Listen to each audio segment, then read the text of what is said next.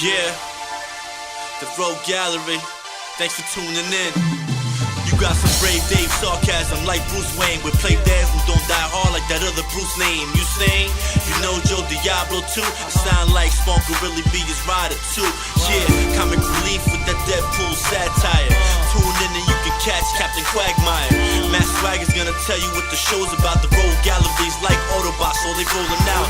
Discuss comics and cartoons that I know. I had a Tiger, no Rocky or Lino.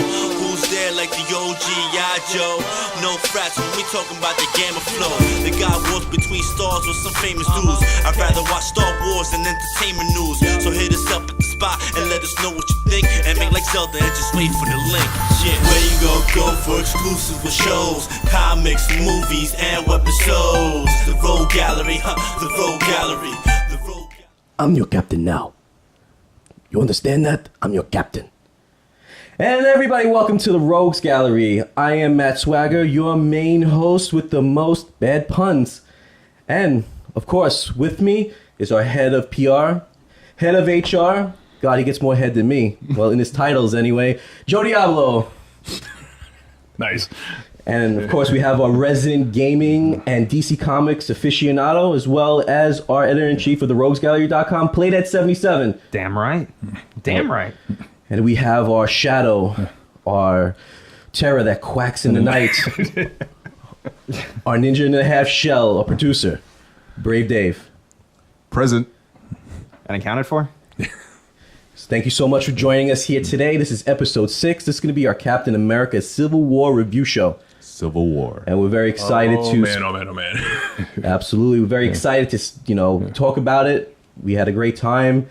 And we're going to let, Brave Dave, start it off and take the direction. Civil War was amazing. Matt, you have the floor. Go ahead. Yes. To reiterate, Brave Dave over there, it was amazing. We watched it. We did a short, reaction take after what we saw. It was beautiful. And they really set the standard. The Russo brothers did an excellent job. As Joe Diablo said, the Captain America movies really setting the standard for superhero movies right now. And Yeah. Oh, man. all I can say is Black Panther, Spider-Man, well, they stole the show. What do you think, Playdead?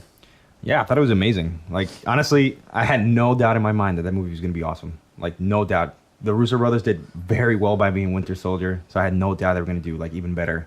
Especially since they brokered the deal with Spidey. So, but other than that, it wasn't just like Spidey and Black Panther. Like everybody had a good role. Exactly. Ant-Man, Hawkeye, Black Widow, like all the little quips and back and forth, and you see how like friendships got broken and new alliances were made. I was definitely not disappointed. Like it was worth every penny. It was every minute. I savored every moment, and I'm glad. Like it did so well. So don't you think that they peppered the comedy in just the right amount of places? It wasn't overly comedic. Right. That's what I think. Yeah, no, for sure. For sure. They did right on all fronts. All the DC, fanboys, I'm going to say that, they're saying that it was overly comedic and, they just label Marvel as, just lighthearted and just overly funny. I didn't feel that way with this movie. I felt it had its right moments, especially in that scene with, Falcon, Bucky in the car when Cap was getting that kiss on. Yeah. Sharon. That was a real moment. Yeah. That was cool. Just them smiling. Boy. I feel like they did it right because like each individual character had like its own comedic moment, but they did it according to the character. Like Spidey, obviously, right. No one felt like it was forced. Exactly. Like Spidey's a goofball, so he had like his goofball moments, but then with the seriousness behind the Falcon and Bucky, you can still see how themselves they were like. You couldn't do it. You couldn't do that before. God, I hate you. It's like they were relatable to one another in some weird, like just as guys, not even as enemies or friends. Right. He was like, hey, as brothers in arms. He was like, hey, can you move your seat up? No. But they had that bro moment, so that was cool. Well, it's interesting because you brought up a comparison to DC movies. I would actually make a comparison to Josh Whedon's style of directing and writing. Yeah. I think it was much better than his. Right. I mean, I like Josh Whedon. I like some of the stuff he's been able to do with the Marvel properties, but I think one of the issues I had with Age of Ultron was like it was trying to be too funny. Like I don't need a zinger every 10 seconds. I think, with this movie, Civil War, and let's give a lot of credit to the writers. I think Stephen McFeely and Christopher Marcus. Yeah. They've actually been writing Captain America since the first Avenger. Yeah, since first. Yeah. They also wrote Winter Soldier. So I think those guys make a great pairing with the Russo brothers, and all four of them will be actually working on Infinity War. But I think they have a nice balance of comedy. I think Josh Whedon got a little carried away with the zingers every 10 seconds. It's just if Ultron was just too much going on. I enjoyed it. It's just I felt that this was more of an Avengers movie, Right? Yeah. Than Avengers 2 was. Right. Yeah. And This was the best Avengers movie. I think. was. Yeah. Best Iron Man we had on screen so far, and Since Iron Man 1. Yeah, and I feel that we're in good hands with the Russos going on to the Infinity Wars. I feel like this is how these movies should be depicted going forward, and I can't just say enough good things about it. What do you think, Joe? Yeah, I mean, I absolutely loved this movie. And like I said, this felt more like Avengers to me than Avengers 2 did. Like, again, Avengers 2 was good. I loved James Spader in it. It was fun. Yeah, it was fun. Right, exactly. Too much fun. Yeah, well, that's what I was going to get into, where it's like, all right, there's a certain point, right? There's a certain point where all right, it's good to a point, and then after that, it becomes a little much. And to me, it tried too hard. And that's the problem I had with BvS, was that a lot of times it's like they were trying too hard. And with The opposite, in a sense. And with Civil War, it was just enough. And to me, it didn't cross the line. I mean, you could even call this an Iron Man 4, maybe. Iron Man Tony Stark was a predominant factor in this movie too. And Yes. and again, maybe Avengers 2.5 will call this one. I mean, but overall, I thought I would put this top 5 superhero movies. It was great. Yeah. I agree. Playdead, where does this rank among your list of like superhero movies? So my top film is Winter Soldier. This brings Guardians of the Galaxy down to 3 and takes a solid 2. Stick to number 2. This really set the standard. What about you, Swag Daddy? Swag Daddy? He's gonna have to list this at at least number 2 on my list. Number 1 for me is probably always Spider-Man going to 2. be Yeah, that's why Spider-Man Spider-Man 2. 2, yeah. I mean, it's there were just so many great sequences in that film. The action was on point. The comedy was on point. Yes. You have this emotional attachment to Peter Parker. That's always going to be my number 1 for a long time. I got to put Civil War in number 2. I think it just captured the magic of the books. Oh, yeah. Yes. You know what I mean? There's obviously slight variations. No, with the right, that's characters, what I but- was going to get into, where it wasn't a panel by panel, adaptation of Civil War, which apparently pissed some people off, which I don't understand why. But Well, people have to understand is the reason why there was no way we're going to have a 50-on-50 superhero battle. it's more than that. What they have to understand is that when the Civil War book came out years ago, that was like years that in the that was like years in the making. That had like the history of the Marvel universe behind it, in a sense, right? You had C and D level superheroes, Right, in there, exactly. right? With the movies, like the movies are barely even like 8 or 9 years old, and like I think Vision said 8 years. Yeah, right. So like superheroes have not really been established in a sense, which is why like when you watch Jessica Jones on Netflix, they kind of made a comment about like her being in a costume when they did that flashback scene. But unlike the comics, she was never the superhero in the background because superheroes didn't exist. So it's still a very new thing. So they had to make a lot of changes for like the television and cinematic universe. But one thing I could say, for comics versus the movie, you have something on a paper, on a page, you have to fill that up. So yeah, it makes sense to have all these hundreds of superheroes battling out because visually it's it captures everything on the paper. In a movie, you're gonna have so much going on, you're gonna lose sight of what's really happening. So that being said, that fight scene in the airport, had it paid its justice. It was good because it wasn't just this empty scene. You had these different things going on at the same time. Everyone had their fair share of action, and it just was played very well. Everyone also had their motivation for being there. Everyone had their motivation. Everyone had their moment. It wasn't completely one-sided in any way. It worked with what the story was going on in the movie, not with the book. Right. Yeah. People got to understand the book is the book. Yeah, I also feel like it set the stage a lot for all of the characters because like it's the first time we see Ant-Man not being an ant. Right, Like he yeah. got big. He did the Yeah, opposite giant of what man, he yeah. usually Yeah, does. it was cool. that was a great scene. And the Vision was probably like the most overdeveloped character because he's the one that's going through the motions of He went so having human emotions. went through so much changes from Ultron to now, and you could see him. You know really what's grow. great about the giant man scene is when Spider-Man was like, "Hey guys, you remember that really old movie?" Yeah. That was a great reference. I mean, like, that was How young is this guy? this guy. I mean, that Doesn't was matter. great. That was great. I mean, I thought they did a brilliant job of capturing, Spider-Man as a youth. I mean, listen, the character started off, he was maybe 16 years old in the books. Definitely high school. Yeah, when he still got high school. bit. Yeah, Yeah, and let's be honest. Every television and cinematic adaptation of Spider-Man, he's always been played by an older actor. Remember, back in the what was it, late 60s? 70s and 70s, early yeah. 80s, there was a TV series with Spider-Man. I think that ran on CBS. In that series, he was already like a 20-something. yeah. You know what I mean? And I watched it as a kid. They used to replay on the Sci-Fi Channel, throughout the week. Wow. There's even on the cartoon that aired during the mid '90s. On Fox, right? I think he was more of a college. he was a Yeah, college he was student. he was Yeah. older. Yeah, but older when for he sure. was bit, he was a teenager. He was a teenager. But they depicted him in his college years coming up. But it was great seeing him mark out, seeing Giant May. He's like, holy shit, it just that captured his youth and his, his felt like a excitement kid. for it. He felt like a kid. Yeah, it was great seeing that because you can relate to that. Like, oh my god, like we did. Like, holy shit, we said the same thing. Everybody was applauding that in the theater. It was Yeah. just a real moment. And Sorry, I was No, gonna no. say like no. I also enjoyed like particularly when Tony Stark went to visit him, and Peter was like expressing like why are you doing the things you do, and he's like, well, he was telling about like the responsibility. Right. yeah, great the power. great power. He didn't really say that, but like you already know You as a knew it. fan that Yeah. what he's talking You're right, about yeah. and his Uncle Ben, but they didn't explicitly say, it, which I kind of liked. Yeah, Yeah, 'cause they that's been didn't have to beaten. lay it Having out to for you. overtell the story all It's been over beaten again. with a stick, so it was great to hear it in a different way because this is coming from a kid now.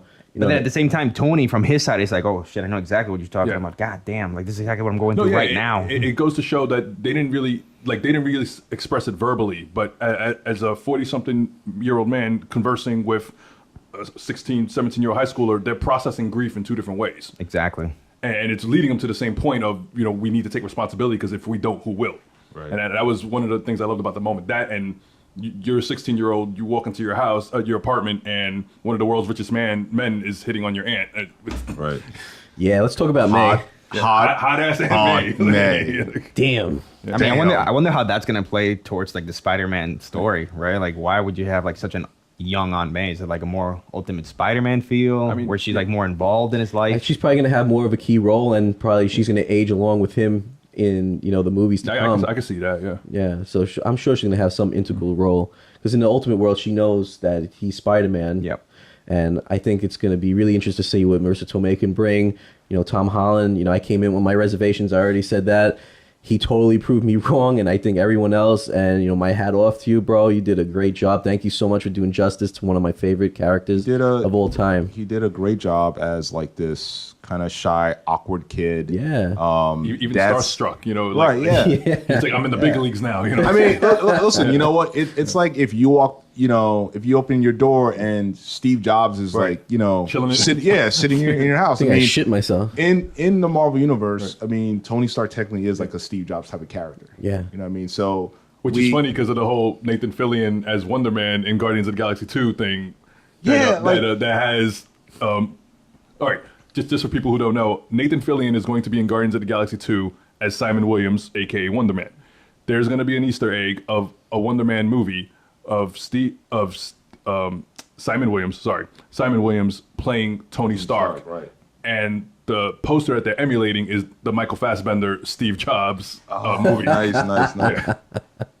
Nice. Pretty cool. It's always cool when you can kind of sneak Nathan Fillion in a movie. Yeah. Definitely. Now he's Yeah, now he's in it. Yeah, no. Now Nathan Listen, Fillion he's should out be of a more job. available. Listen, Yeah. my girl and I, the Polish Power, is All hail is- Hydra Polish power. She's really pissed that Castle is now canceled, and I'm pissed as well because I love that. It was a good show. Yeah, fun show. And remember, that was kind of like a surprising hit for him because he was on a bunch of TV series that was just like not even one season. yeah, like Yeah. 3 episodes in, Yeah. canceled. At least he had a good run. Yeah. He still you had him from Firefly, so right.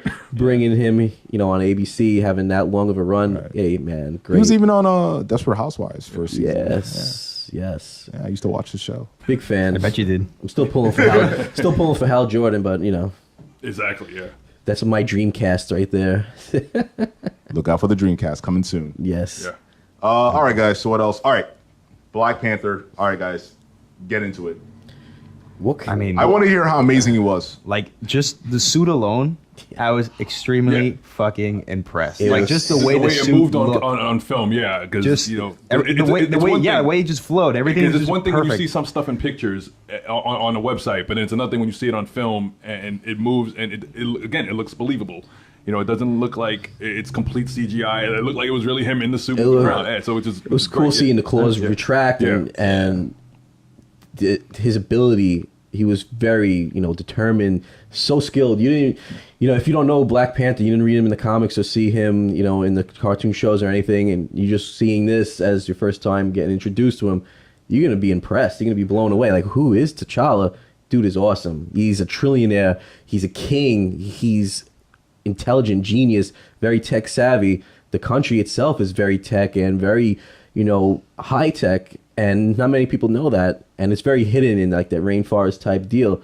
So it's now it's coming into the light, and you got this king, this young regal king, and he's like, bam, just out of nowhere, he pops in with that suit, and he's just taking care of business. Like, who the fuck is this guy?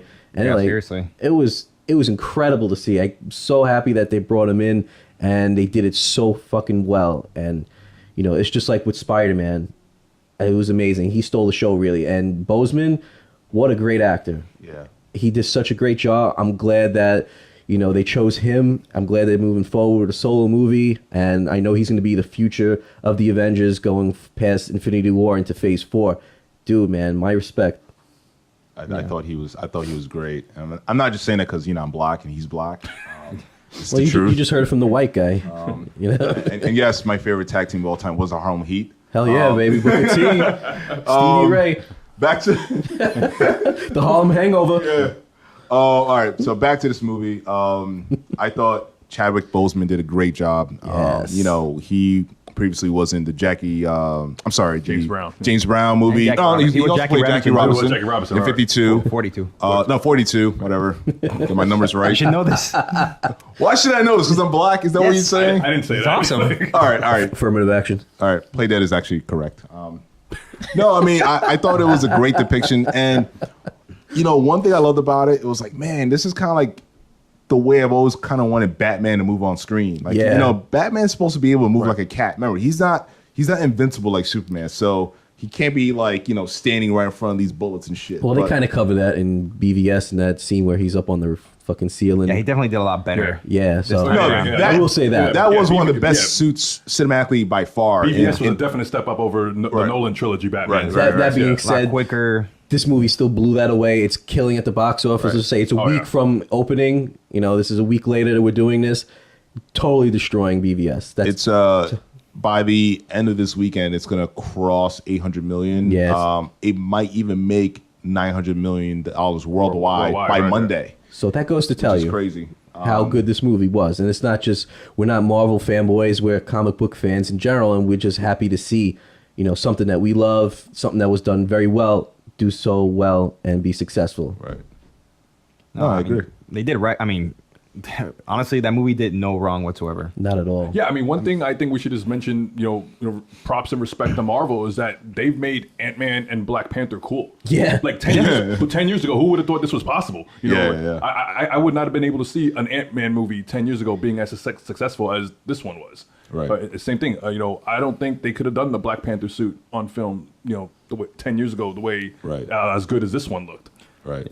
Another thing I actually enjoyed a lot was how they brought back like Thunderbolt Ross. Yeah. To be I- the one yeah, to I love spearhead that. this Right. whole Sokovia Accords thing. Right. Because he's a no nonsense kind of guy. Like Yeah. he fucking hates Bruce Banner. Like he's done. He went just far enough. He's not even not fond of Tony Stark. So no, it's like he No. went far enough to turn himself into a Hulk to Yeah. bring down this motherfucker. Like this guy is hardcore Old Testament kind of guy, and Hey, could I we get loved into it. that? Because it seems like it was something we discussed, Matt and Brave Dave and I, after we saw the movie, was that I got the feeling like we might be seeing the Thunderbolts. I think so. In the future. We And might. And it seems like all this week, like Newsarama picked up on that theory, Screen Rant picked up on that theory, and I was like, you know what? We called it first. As soon as we saw it, Remember, Zemo's not dead. Yeah. yeah, as soon as we saw that scene with those other super soldiers, like this is Thunderbolts. And now we don't have Avengers anymore, except for Exactly. yeah, so I mean, I don't see why not. I could see Ross, putting together a team and it being some Marvel Cinematic Universe version of the Thunderbolts. And I thought those guys are really dead,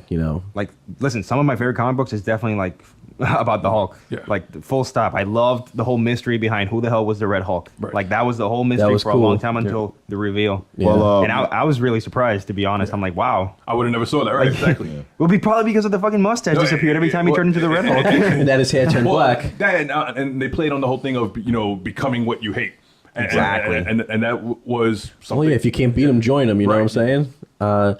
Speaking of Ross too, don't you find it funny that how he's spearheading the Sokovia Accords, and he's the one that caused so much damage in Harlem back in the Incredible Hulk? Yeah. with creating Abomination. Didn't mention that. I mean, what's just interesting, we haven't seen him in about, 7 years? Yeah.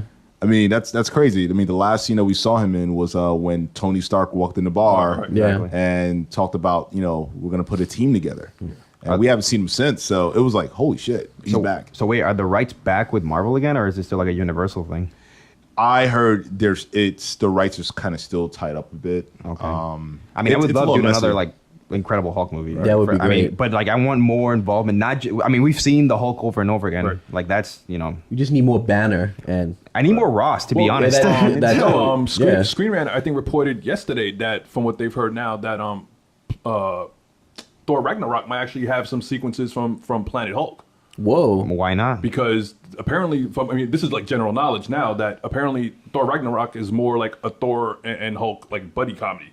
Right, I that's mean, what I'm it hearing. should be Yeah. because to be perfectly honest, I think the Thor movies are probably the low hanging fruits. Yeah. Yes. So, Yeah. so they Yeah. said Like again. I'm sorry, I'm just bored by the movies. Well, I you're just- not wrong. To- They're, I mean- they're the awful ones of the Marvel universe. I remember Right. when we first heard about these Thor movies, and they were like, "It's going to be Lord of the Rings meets 300." Hell no. And I remember calling up Brave Dave, I'm like, "Dude, did you see this on Newsarama? This sounds fucking amazing." Yeah. But But they let us down. It's more like Leonidas kicking that guy down the fucking well. That's how Thor is. Yeah, maybe by the time we got to Thor 2, but Thor 1 was like Whoa. an a comedy. episode of what was it, Alice's Diner or some shit, dude. Like I don't know. Throwing Like, the fucking cups and shit. It's like, I mean, he was what, he was what, in New Mexico and was like in a 3-block radius Made throughout no the entire fucking movie. sense, man. What Pretty the fuck much. is this? And then Like, the fucking destroyers coming there. I think we did see it together, right? Play that. It was I me, think you, I think so.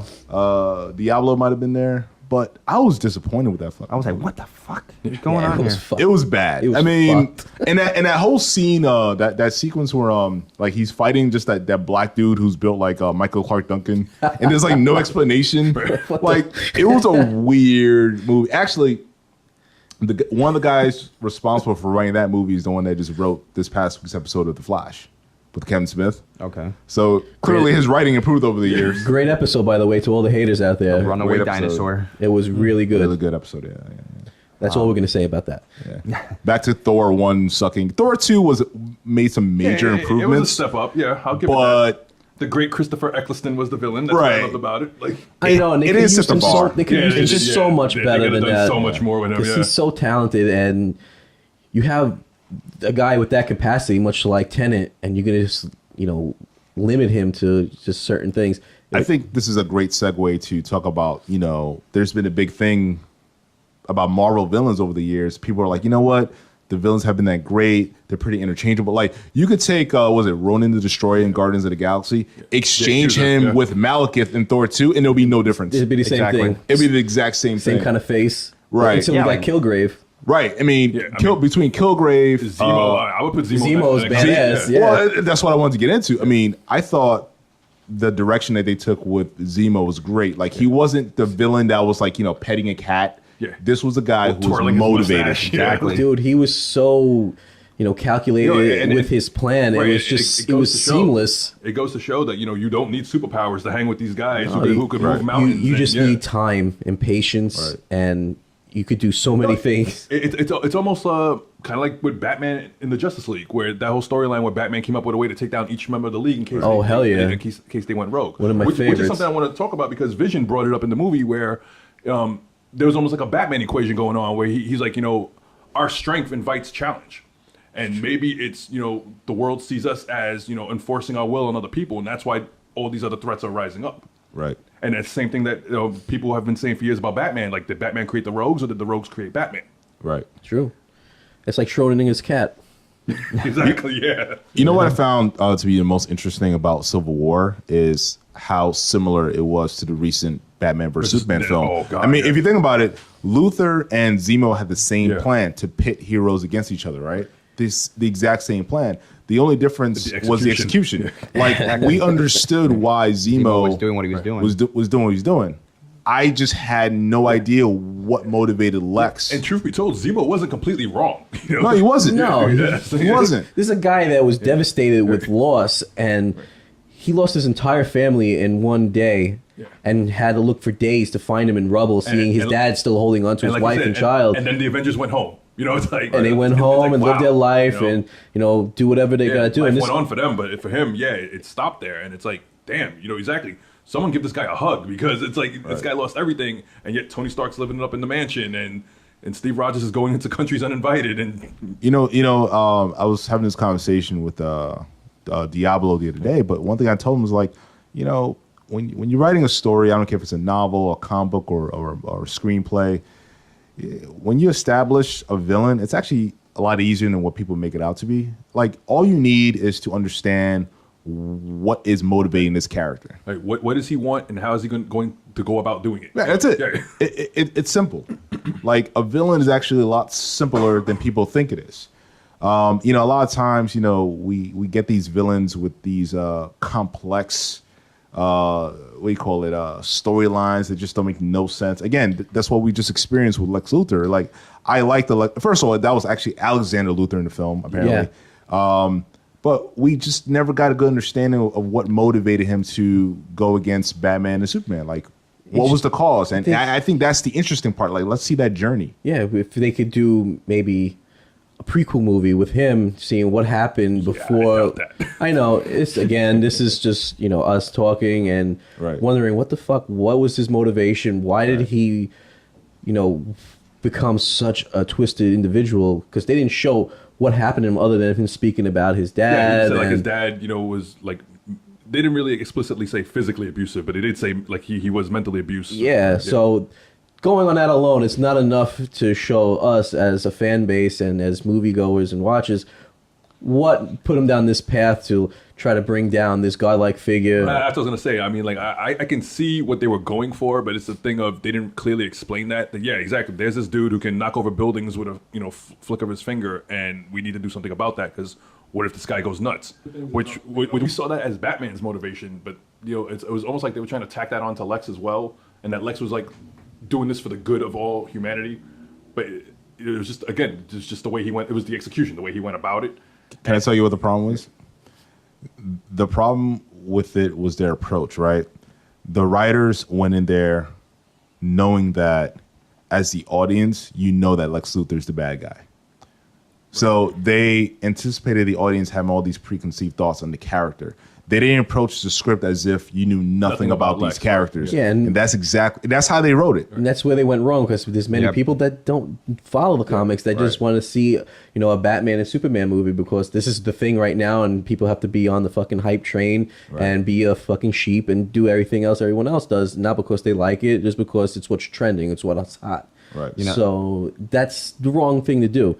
And, to do them justice, because they are such little sheep, you got to go ahead and lay it out for them in baby steps, who this is and what's their motivation, and show that plot and, cover it. Like in Civil War, from beginning, middle to end, that whole scheme, that whole plan from 1991 up until present day was so well executed, and it just made sense right at that end there. And, if you haven't seen it, you're going to understand when you do. It was just, the movie was so well done. Well, if you haven't seen it, you shouldn't be listening to this. I'm about to spoil the shit out of this movie. Well, it's already a week in, so I don't know where you've been. Yeah, if you haven't seen it within a week, then you're not a fan. Exactly. Let's be honest. Don't wait for your fucking silver tickets to kick in so you can see it for free.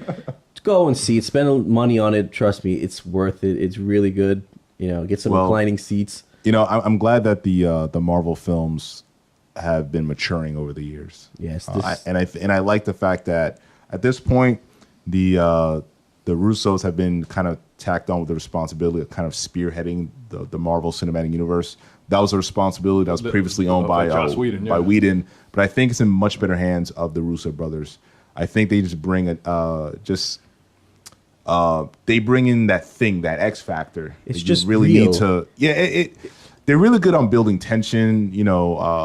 Creating well-rounded characters. It's like we were saying, last week. It's real events. It's a movie about real things that just involve superheroes. It's not a superhero movie. Not a superhero movie, right? Yeah, it's not dominated by these overly dressed costume crusaders and things like that. It's just real world politics, decisions, and what's right and what's wrong. And the main factor was guilt, grief, and vengeance. So vengeance consuming. Yeah. Consuming you, basically. Yeah. And then at the end, that's why it's so important when Black Panther says, I'm not going to allow it to consume me anymore. Exactly. Yeah. Just what I was going to say at the end, he said, you know what? I'm not going to be consumed anymore, and I'm going to make this guy suffer and go to jail because we're not done with you yet. Yeah. So let's go around the table here, but I want to know your thoughts about the ending. Personally, I love the ending. I thought it was very well crafted. I know there was a couple people that had problems with it. I thought it was great. I thought, especially with the scene with Black Panther, and I like the fact that they use his character. It's funny because when he saw the heroes fighting, he did not intervene. He was like, those are white people problems. Like he was like, I'm gonna go after the guy who I suspect killed my killed my dad. Zemo even says that. He's like, your father was a good man. He pretty much just got in the way. Right, exactly. Yeah, I'm sorry it happened. Right, Right. So starting with Play Dead, how did you feel about let's just say the last 20 minutes of that third act? No, I thought it was very well executed because obviously what else would you expect, right? Everybody's against this small group of people that are against the government. Everybody sacrificed themselves so that Captain America can do what he needed to do. And they did it. They had no problem putting their lives on the line and getting caught and getting put in the prison somewhere in the middle of the ocean, deep down. The raft. Yeah. So that was good. But then, you get to see how Captain America's well, fuck that. I'm not going to leave him there to rot. So he went after, he got them. And then as far as Black Panther goes, he was probably the most interesting one because as I know him, he's very ruthless. He will do what he has to do. He'll get shit done, especially near the end for the Secret Wars. Right when the incursions were happening in the comic books, he was the one that was willing to kill worlds to make sure his world lived. He was on board. He had no issues. But in this movie, you can see he was the only one willing to step back and not kill the one guy who killed his father. Right. Because he was willing not to let himself be consumed by the madness and the vengeance and the rage. And just to be able this. But he also saw the side of Captain America because obviously he gave him asylum at the end, him and his team. Right. So that's a big deal. And all in all, obviously Iron Man went his side, Captain America went his. But still, Captain America made the move where listen, if you still need me, I will be there for you. Whatever happens, regardless of what we think of, of whatever's Our going philosophies, on. right. Exactly. I will be there. Just, here's a phone. Right. Just call me if you need me. And I thought that was a great, great ending. It just gave it that finite feel and then ready for whatever's going to come next for Infinity War. Or Do you think that was more impactful than the typical big explosion scene in the end, that kind of stuff? I think that's what people are so used to that when they don't see that, they're a bit confused about a literal Big Bang, Right. And yeah, no, why would you need a big bang when it's not about the explosion, it's more about their relations, their connections and to one another. The breakdown of it, right? Exactly, because we saw them all this time working together and doing what needs to be done to save the world. But He in says this that, case, he was my friend, so was I, and it goes to show you just how deep that this brotherhood has, this bond, this bond has developed over the last, first Avenger was 3 years after Iron Man 1? I think so. 3 or 4 years after, Yeah. So I mean, they haven't been together the entire time, but there was that respect there. Right. And this is us watching in slow motion as it just comes apart. Right. That was one of the things that I liked about it. Where, all right, one, watching it in the theater, I thought this can go one or two ways. Someone's going to die. I did not see an ending where no one died. Which that again, maybe that was just going in there knowing what happens in the Civil War comic. So I'm either. And that scene where Cap is just beating the hell out of Tony Stark, and then he looks like he's about to come down on him with the shield. I'm Cap's gonna accidentally kill Tony. and which was something I didn't see too many sites picking up on. Everyone's like, yeah, Captain America's going to die because Captain America ends up dying in the comic. And then there was that scene where once Zemo shows him the footage of how Bucky killed Howard Stark and his mom, and Tony Stark's mom, I'm like, holy shit, Tony Stark's going to accidentally kill Cap trying to get the Bucky. I did not see at all both men walking away from this, which again is awesome for the movies that come further down the line. Because at this point, I can't imagine anyone else being Iron Man. I can't imagine anyone else being Steve Rogers, or even I can't imagine Bucky being Captain America. Captain America just yet. No. Right. I mean, I can see maybe something happening in Infinity. And that's the thing. Again, with the ending, I thought, all right, Cap's going to get it, and it'll be Bucky who ends up getting everyone out. I did not, in the wildest imagination, picture Black Panther giving Bucky asylum and putting him in the carbonite like Han Solo. Exactly. And, Well, I'm going to agree with both of you guys. And we don't need no fancy explosions at the end. I think it was compared to Fast, Furious 7, how, they part in their ways, setting on. And the Michael Bay finish. yeah, right. I felt that the last 20 minutes of the film were exciting. It was emotional. And I think it was just the right tone for the movie. We have to show that there's what a superhero is about. It's not about, getting eye for an eye. It's about doing what's right. Yes, this guy was, a criminal. He killed your dad. He killed a lot of people just to, start his plan and get it set in motion. And it just leads to the morals and the character of Black Panther, of T'Challa, saying, what, I'm a king. I'm better than this. I'm going to show you, how a person should be held accountable, how you should hold yourself and, live on this earth. It was just a great scene. I loved it. And when Tony found out who killed his parents, that was a really tough, emotional scene. And you could just see it on, Robert Downey Jr.'s face, how well he played that scene, how he embellished it. And you just felt the hurt, his heart breaking. And you just wanted to be there and hug the guy, man. It's like, tell you, it's like, if you haven't experienced loss of any kind, and if you did, you know what this guy is feeling right now. And there's just only one thing in his head. And it didn't look like anything was going to stop him until, Cap came crushing down on his arc reactor and stopping him. And I will say this, I'm glad no one did die. I'm very happy that, Cap is still going to be in the movies. I'm happy Tony, because, again, like Joe was saying, there is no one that could take Robert Downey Jr.'s place. I don't see anyone replacing Chris Evans. And I really don't want to see Bucky as Captain America. If that character does have to die eventually in the movies, I think we need just to step away from Cap. We need to step away from Iron Man, have maybe the Thunderbolts take over as the Avengers, and let Bucky just lead them like in the books. And we don't need to keep passing down the mantle of things. That's what they do in the comics. How many Batmans have we had picking up the mantle? I know it's not the person, it's the idea, it's the cape, the cowl that makes you the person. But you know what? As the movies go, times change. We need to keep moving forward and just let the past stay in the past. And let's see what else we could do with these other heroes that are coming up. We got Captain Marvel coming. We have Black Panther. We have Spider-Man. This is the future. I want to see more of I'm these excited characters. as fuck for Doctor Strange, man. I think Doctor Strange might be the movie that just really goes to show what Marvel can do in terms of special effects and just things that are generally out there, because we're exploring a whole new corner of the universe with Doctor Strange. And I mean, again, their movies are maturing, and as they should. You can't stay the same. You have to evolve. You can't, the first couple stages of their films, were very formulaic. But sometimes you gotta play it safe, you have to because play it safe, right. they didn't. That was a very new thing for them. They were independent studio at the time. This is before Iron Man Disney 1, ended up buying them. Yeah, so they made a lot of changes. But just going back to when you were talking about the ending with Tony, the reveal that Winter Soldier killed Tony's mom. Yeah. I love how that's tied to the opening of the movie. Exactly. Where you see this, what you think is a flashback scene of a Tony, Tony? That was wonderful. yeah, That was saying, great. I mean, let's talk about how awesome 1991 Tony Stark it was. was like, Yeah. what? Like, It was so cool. That was nuts. And then you find out it's just basically like a hologram. virtual reality Yeah, kind of it thing. was- And him putting on, like, a seminar for these They kids. displayed his memories, yeah. Right. I mean, that was great. I mean, that was so well done. The way they tie that into the motivation for the ending sequence. Right. The only thing I would say that I'm upset about is I kind of wish I never watched the trailer for this movie. Yeah. Here's why. Before the reveal that Bucky killed Tony's parents, about 2 minutes before that, I was like, I figured it out.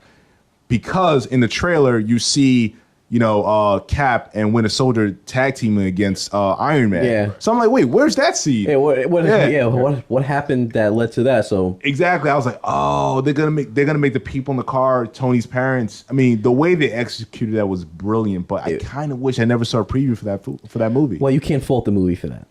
So it's not the movie's fault. It's actually the marketing department. Yeah. The director actually has no control about how what they go scenes they about use, for the trailer. I mean, he has a little input, but for the most part, that's taken over by the marketing department because their job is to sell the movie. The director's job is to make a good movie. yeah. So they have two different agendas there. But yeah, I kind of wish they never. I think the trailer would have held up without them revealing the last half hour of that movie. I'm like, man, it was so good. I just kind of wish I did not figure it out at that, minutes before they revealed it themselves. At least it was better than the trailers for BvS because they gave you the whole movie in the trailers. Right. So And then the director went on the record to say, oh, there's more to the movie than what you saw in the trailer. And that we was all bullshit. believed him. And what's great is they kept Spider-Man out of the trailers until at the very end. They gave him the Luke Skywalker treatment. That's why I really liked it. And then even in that airport scene in the movie, Spider-Man was really there. And in the trailers, he was like, he was like wiped out of the whole thing. So, they did their best. And I just still like we were talking about the plot from beginning, middle to end, everything tied in. Everything was nicely tied, nice, well done, nice little package for everybody. We didn't bring up that heartbreaking scene with Alfre Woodward and Tony Stark in the hallway. Oh, I mean, her son. Yeah. She's actually in Luke Cage, but it's not going to be the same It's not gonna character. be the same character. Yeah. I actually read that yesterday. Because I remember I was watching the movie, I was like, wait a minute, is she going to tie to Luke Cage? Because I knew it was going to be the same actress, but that was a very touching scene. Yeah. And, there were a lot of sites criticizing, the old Tony wouldn't act that way. But that's why I want to get into that. They were like, Tony Stark has always been portrayed as this hotshot who's going to do what he wants anyway. Right. So who is this, random woman just shows him a picture and then all of a sudden he folds. And it's like, all right, but again, if you go and play into the themes of accountability on the world scale, not just accountability in your own personal choices. go back to Iron Man 1. Right. Right. When that's all about accountability, right? That's when he starts to change. No, he even says that where, I found out what my weapons were using for and that's why I shut it down. But you can see Exactly. Tony's different in this movie. He looks more tired. He looks... Oh, no, he's definitely looks more worn More down. seasoned. Yeah, he said he's an active... He's seen some shit. It's like, He said he's an active combatant, but he's not in field. He's pretty much given up the mantle of being Iron Man. He just wants to be behind the scenes and just lead the Avengers, I guess, like they did it. he's not Iron Man doing regular patrols. This is Iron Man who only comes out for for the WrestleMania and the SummerSlam and So I mean, something... Pepper is also gone from his life. Yeah. He's a different person. I mean, So after the events of Iron Man 3 with her getting the extremis and everything, who knows what happened that caused her and him to split. He's saying it was a mutual thing. They need some space, but something had to affect him personally in his life. remember, he had the PTSD. right. Yeah. In Iron Man 3. In Iron Man 3, he yeah. had the PTSD. I mean, he's a different person. And like for these sites to make that criticism made no sense to me because I'm like, well, he's partly responsible for her son dying. How would that not affect you? Right. If it did not affect him, Right, I that was would gonna not say, that would not make him shouldn't we- human. Yeah, right. He's just like, Shouldn't whatever. we be more worried if Tony Stark wasn't phased by it? Right. I mean, then at that point, he wouldn't be a likable character. I think this is why we have our best Tony Stark and Iron Man because of how he was portrayed in this film. And, you can't say more good things about how well he played the part. It was like it was his own film in a way, but we saw It's Iron Man 4, yeah. Yeah, it just wasn't all Iron Man. It was really Tony Stark, and it was just a great way for him to get out of that role and just be in the sidelines, in the background, being more of a leader, behind a desk, kind of like an Overwatch, Felicity, Oracle. I could see it. I like that because he's getting older. How much longer can he really, do the role? So I could see him just, taking this seat, being in the government position. I kind of liked it. It was cool him being, talking to Ross, making him be on hold. That's great. that's badass. You don't have to be fighting and blowing shit up to still be badass. And I think he could play a good behind the scenes role. I wonder if they'll eventually go to route like they did in the comics where Tony Stark becomes the head of S.H.I.E.L.D. That would be cool. I think would be That interesting. probably won't be happening because of what's happening on the On series. Shield. I like Coulson as the director, but that would be a cool idea though. Yeah, I think like those are things that are going to be kind of like separated from what's going on in the books to what's going on. I think if Shield was more tied into the cinematic universe, we might have seen that. But at this point, they're trying to keep it as separate as possible, and I think it works as separate entities. You know what I mean? Oh no, yeah, Shield has definitely done its best work since the fall of Shield. I mean, Right. Yeah. Yeah. But how do you feel now? Now we're bringing up Shield, the show. How do you feel the tie-in with Civil War, with the Soviet Accords, with General Talbot coming in? Really they didn't speak much about Civil War the episode before, and then right after, post Civil War, we have an episode where they just boom, here comes the Sokovia Accords, and they have with the Inhumans and everything like that. That's something that's happened in the last couple of seasons where I kind of feel after a movie, a plot line is kind of shoehorned in. Right. Yeah. And that's why I mean, like, I'm not feeling a lot of synergy between the cinematic universe beef and the TV between, universe. Like, film and TV divisions. yeah, I mean, I think it works. Faggy or Faggy. Faggy, right? Faggy. That was Phage. Phage. Phage just He's just a fading out Kevin point. Phage. Hey, he might be my future boss Yeah, one day, Mr. Swagger. Faggy's the guy that's going to If say that's it. gonna be your future boss, he's gonna be my future boss too. Faggy's the guy that's going to say it. It's the other guy who's getting the boot. Yeah. Well, Yeah. I mean, just to say, I think in Agents of S.H.I.E.L.D., I think I like the way they did it because it made it seem like a secondary thing to them because they have like their own set of issues. Exactly. Right. But obviously, at the same time, you're thinking, well, we already know they're from the same universe, right? It's all one big hub. Yes. So you want to know, like, what the fuck are you guys doing while this shit's going on elsewhere? Right. So they kind of mentioned that, they kind of like, they put it in there for a little while, intertwined it, but not enough to say like, like these, our problems are Right. smaller than yours. Yeah. Because this Hive motherfucker is just as dangerous as Zemo. Like, this shit can get out of control at any time. Wait, side note. Anyone reading the Shield comic? I was reading the one before, not the All right, so second one. I'm about to spoil it for you. Did you see the Newsarama posted an article that apparently Brent Ward is the new Iron Man? Grant Ward? Grant Ward. Grant was Grant Ward. Yeah. the new Iron Man. Hive. Yeah. Right. Sorry. Oh, Yeah. I didn't know. Sorry. No. You got it, yeah. That's news to me. I know that I seen that they're putting him in the comic now. He just got into it. Yeah, he took off his. Apparently, there's been an Iron Man that's been helping Shield, and he took his mask off, and it's Ward. That's like Norman Osborn is the Iron Patriot. All right, first off, that was actually pretty awesome if you read those comics. Yeah.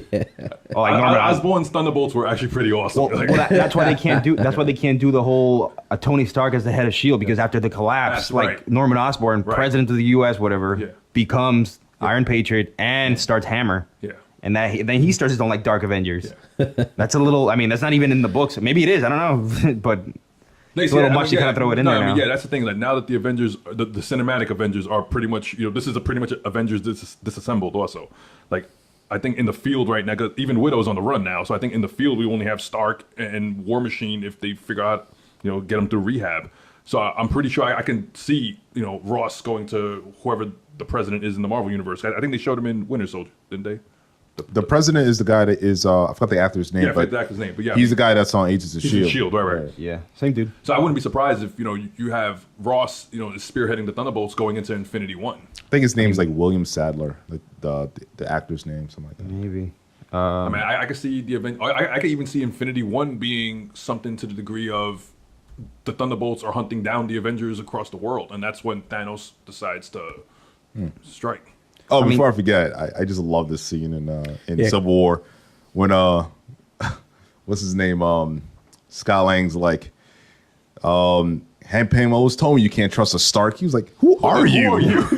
That was great. That just carries on from Ant-Man movie. It's just great. Like I love that. But just to bring it back to you, yes, William Sadler is Yeah. the actor that portrays the president. Okay. So yes. Nice. No, yeah, so I could definitely see this being a thing where the Avengers aren't going to be able to handle the threat of Thanos toward at least the first part of Infinity War. So wait, how many movies do we have before the Infinity War? We have Strange is coming up next, and then next year it's Black Panther. no Panther is the spring of 18. Yeah. Next year it's Guardians and, And Thor. Thor. Yeah. Yeah. Okay. And So we then have I 3 think films. Then it's Panther, and then it's in Infinity War, and then Captain Marvel is Captain after Marvel. Infinity One, and then and also Ant-Man 2 Ant-Man 2 is after Infinity War. yeah. Because my question is like, are they just like, does it feel like a bit rushed at this point that they're already going to go into Infinity War? Like, because we just got like Civil War, and Civil War was explosive and full of Well, characters. we're not really gonna get Infinity War for like another 2.5 Yeah, years. see, that's the I thing, mean- though. I can't see them now that they've revealed Thanos. I can't see them putting him on the shelf for at least another. It's going to be 2 years as it is. Right. I don't see them putting him on the shelf for another 3, 4, 5 years. Right. I mean, just cameo here, cameo there, and We might get a taste of him in Doctor Strange, and then we have Guardians and Thor. Probably. well, James Gunn's already said that he's not in Guardians, but it's like I don't know if that's just James Gunn That's trying bullshit, to yeah. James Gunn trying to troll us or. because he was in the first one. Why is he not going to be in the second one? Well, that's the thing is that like, I mean, if any of you guys have read the storyline Infinity, Thanos puts like his own Avengers together of like guys from like different worlds and like there's because it actually takes like each unit of the Avengers to take down one of these guys. So like when there was one character, Corvus Glaive, I forget the other guy's name, but each of these guys were able to take down a whole unit of the Avengers. Wow. And Wait, was that during like the incursions? no, this was Because Well, it kind of sounds like very similar. yeah, like, it is. like Yeah, their own. that actual storyline was called Infinity. That's where I actually fell off of Marvel books after that. That was the whole thing where Thanos. This is before Black Bolt releases the Terrigen Mist like all over the Earth and stuff like that. And, Okay. Yeah, Okay, so so this is that's way before that. before, Yeah. yeah. So this is like what maybe 3-4 years ago already. Yeah. What do you think if Thanos had his clones actually play a part in Infinity Wars? Because I know that he has them in the comics. What do you guys think? Well, I think we're gonna need a few more characters. Yeah, I won't we? mean, We're gonna need a few more. we barely got players on one the board. Thanos. I don't know if we can handle 10 or. I mean, I'm just really excited to see like the Guardians Yeah, meet the Cap. rest of the crew. You know, because, like, because I really want to see Chris Pratt. I just want to see like Ant-Man and Chris Pratt just hitting it off, Exactly, like, I was about to say, yeah. Like, and Thor and Drax, yeah. and Drax, just like how about a little arm wrestle, my friend? It's like okay. Arms cannot wrestle. Like. I think Spider-Man and Rocket would probably get along See, well. Oh, that's that'd be thing- the funniest thing. See, that's the thing I'm worried about. Is that I'm pretty sure we're not going to see Spider-Man in Infinity War, because just the whole way that whole deal worked out. That I'm pretty sure that Spider-Man's appearance was only going to be For Civil War? Civil War. But that'd be a waste, right? No, Like, it would be such a it would- waste. because supposedly Civil War was going to be the springboard to launch the new Spider-Man thing, which means it would go back to Sony. I mean, granted, they see how much money Civil War is making, so I mean, who knows? And especially if Homecoming doesn't do that well, I could definitely Exactly. see it happening. But yeah. They should no. I think they should make the move. And Well, let if them- this, Oh, yeah. if this is a shared deal, it should continue. I mean, even Rocket just talking shit to Tony Stark is going to be epic. oh my Like, God, it's gonna be great. Everybody's gonna be like- like, "What the fuck?" And if he man? sees Bucky's arm, he's like, "I need that arm." Yeah, exactly.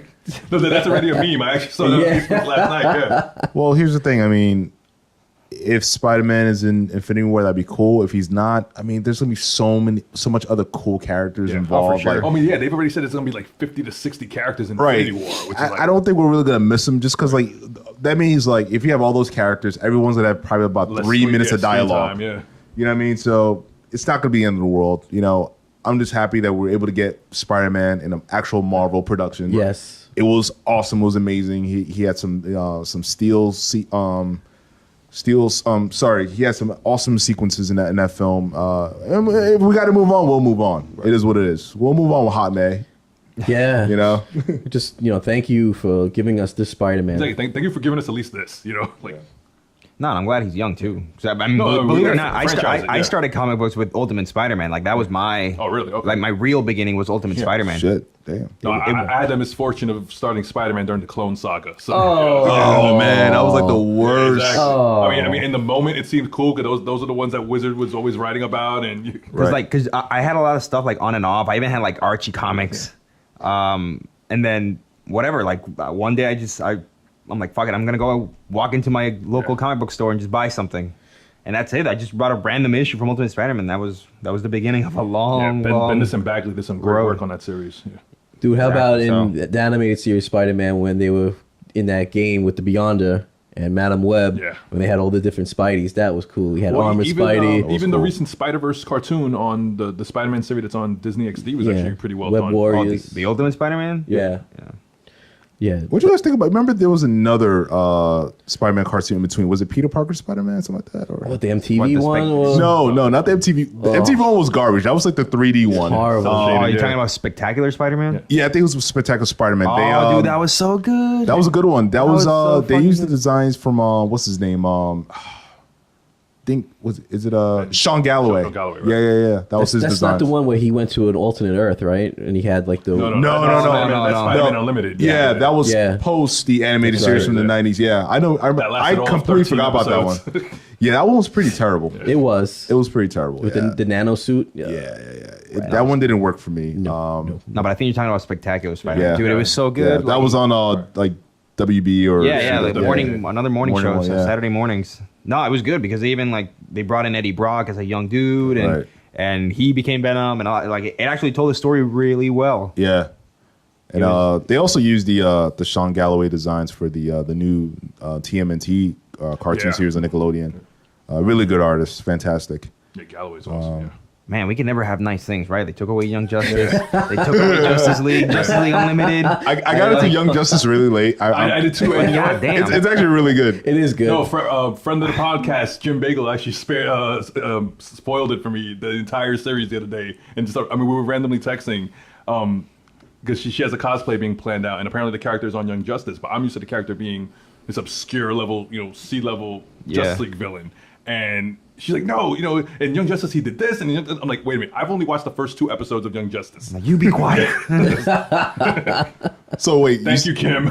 So you saw the one with Red Tornado? Yeah. Yeah. That was Dude, it was fantastic. Yeah, so we still have hope for it with Netflix. So Dude, Netflix is seriously just saving everything. They're like, all right, just bring it in, bring in Full House. So make those numbers, go up on seasons 1 and 2 because the more people watch it, the more likely they're gonna pick up season 3. what's Listen, next? The Wonder Years? I love the Wonder Years. Yeah. So do I. I still love Winnie Cooper. What's up, girl? I Ah, see dude. you. See you across the street, girl. She betrayed him. What a betrayal. I'd rather watch Boy Meets World than that. Listen, hey. It's still in the same family, okay? Underpants. Yeah, I know. You know what Wonder Years really needed, though? They More Corey Matthews? No, Yes, yes. no, they needed that black neighbor. That's what they needed to stir some shit up. Little Dave Chappelle. Yeah, I was going to say that. Or some Brave Dave, It's a brave day. Yeah, Oh, man. I was probably like 7 at the time, but it would have worked. I would have hit on Winnie Cooper a little bit. Dude. Like what you talking about? Really, you pull out the reference? Yep. Damn right. Damn it! Where's Al Sharpton? If it wasn't me, who else would be doing it? That's true. But I'm hoping they bring back Young Justice and all these different shows. Because that's probably the best stuff DC has. Their animated No, you're series. right. And, I would Like, love they're for ahead of that. the game in that I'm department. excited for fucking Killing Joke, man. Yeah. Oh man, mean, tell me about it. Yeah. I would just love to see them continue Batman Beyond. Give us a remake of that. 'Cause I that's- kind of feel like Batman Beyond, as awesome as it was back It in like probably wouldn't work '99. now. No, I it's disagree. much I more. think it was kind of ahead of its time. Oh, I okay. think this is a perfect time to it kind of is. relaunch that. I think it would. Well, I mean, now that you have the comic, Tim Drake yeah. as a. yeah, Spoiler. it's not really a spoiler no more. But It is if you're not reading it.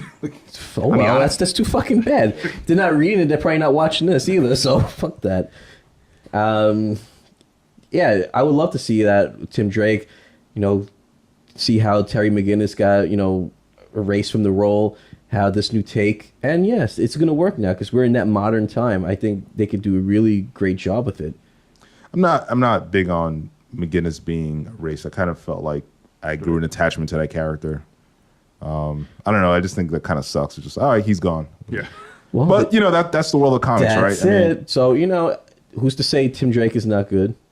But yeah, we all have that attachment to Terry Right. McGinnis. We know that's Bruce Wayne's like clone son, but I hate that fucking clone shit so much, man. God damn. Amanda Like Terry Waller, McGinnis, you know what? fat Like fuck. I don't even know why I read comics. I mean, I like never saw that episode of Batman Beyond until like maybe a few months ago. I always wanted to have that one episode of Batman Beyond that will always be there for me. And it was just a thing of my nephews just decided to go through it on Netflix and it came up and I was like, holy shit, I've never seen this one before. Holy shit, this is the episode. You know what? Fuck. You know what was really so fucked good. up? You know what was really fucked up though? Like when they were sent to kill out like Terry McGinnis' parents. Right. You know who was gonna do the assassination?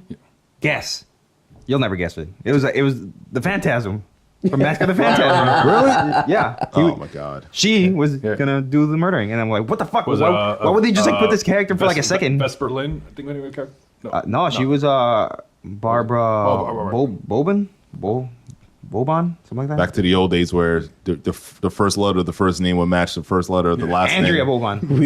we doing some That was her Stanley name. shit then. Yeah. Fing fang foom. But yeah, just to bring it all back in. We'll save some DC talk for the next episode. Definitely episode 7. But Ba-da-da-da-da. Civil War was great. Go see it. See it again. I want to see it another 2-3 times. I know that. And for fuck's sake, please stay after the credits. Don't just like stand up and Yeah, leave. we had before these the credits are idiots. done. Why is this still a thing where people leave? It's been like before- 9 years. Yeah, I know. Marvel, there is the after scene credits. There's gonna Yeah. be at least one. At DC least. don't. So, DC yeah. don't do it. So there you go. You want to walk up out of DC? You should have did that within the first 10 minutes. Marvel, you stay from beginning to the end, and this one had 2, and you missed out on great scenes. If we had some idiots next to us that just got up and walked out because like we're not real fans, so we just came to see it because that's what we got to do because Twitter told us to. So that's how you fuck shit up for yourself. Oh well, too bad. But thank you so much for joining us on this episode. We had a real great time talking about it. We fucking love the movie so much, and I hope you all did too, even if you don't even like comics. And episode 7 is going to be rebirth or rehash. Let's see what it's all about. And for everybody, for Joe Diablo, Play Dead 77, Brave Dave, I am Matt Swagger. Thanks so much for sticking with us. Make sure you go to our YouTube channel, hit that fucking like button, smash it, subscribe, share it. You just flex. Fuck yes, damn right. And show some support for your boys trying to do their thing that they love. Till next time, thanks for keeping it with us. Hey everybody, Matt Swagger here, hoping that you enjoyed our latest episode. Make sure you go over to our YouTube channel and hit that like button, because if you don't, Captain America is going to get shot again and killed. So make sure you go ahead and smash that button, because you don't want that to happen. Also, share on your social media because, hey, show some love to us. You love watching us. And most importantly, if you haven't already, please subscribe, because this way you know when we drop new episodes and our latest content. And thank you so much for watching. If you liked anything that we did, I know you didn't like anything, right? No, of course you did. Make sure you leave something in the comment section below so we know what you like, what you didn't like, and we can address it.